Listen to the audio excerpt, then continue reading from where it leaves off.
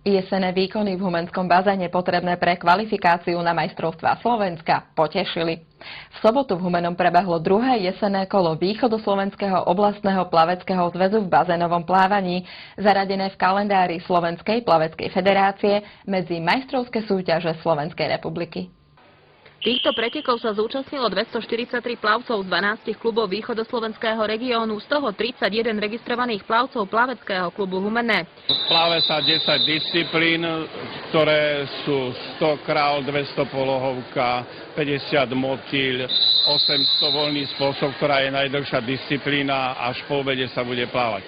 Z našich plavcov sú tu celí tým, ktorý tu je, to znamená, nominovali sme 28 plavcov, ktorých asi najlepšie budú chlapci vo vekovej kategórii 95, Martin Babiak, a potom chlapci vo vekovej kategórii 97, ročník narodenia, kde si idú robiť osobáky, preto aby sa kvalifikovali na majstrovstvá Slovenska. To sa hneď trikrát podarilo Martinovi Babiakovi v kategórii juniorov, ktorý predovšetkým v disciplínach 200 metrov motýlik, 50 metrov motýlik a 800 metrov voľný spôsob podal vynikajúce výkony.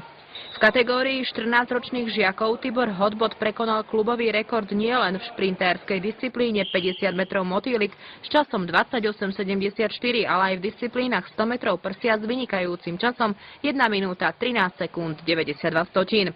Filip Levický vylepšil svoj klubový rekord v disciplíne 200 metrov polohové preteky s časom 2:28,85 a zlepšil sa v disciplíne 800 metrov voľný spôsob, ktorej si vyplával čas 10 minút 38 sekúnd 85 stotín. V tejto disciplíne výrazný progres zaznamenal aj Matej Micikáš, ktorej sa s časom 10:45,98 zlepšil o 1 minútu. Vo výbornom osobnom výkone sa predstavil aj v disciplíne 50 metrov voľný spôsob, kde si vyplával prvenstvo. Nielen títo štyria spomínaní plavci PK Chemezal, aj ostatní sa snažili v Humenskom bazéne zaplávať čo najlepšie osobné časy, s ktorými by sa mohli nominovať na zimné majstrovstvá Slovenskej republiky 2011. Tie sú v plaveckom kalendári naplánované na december.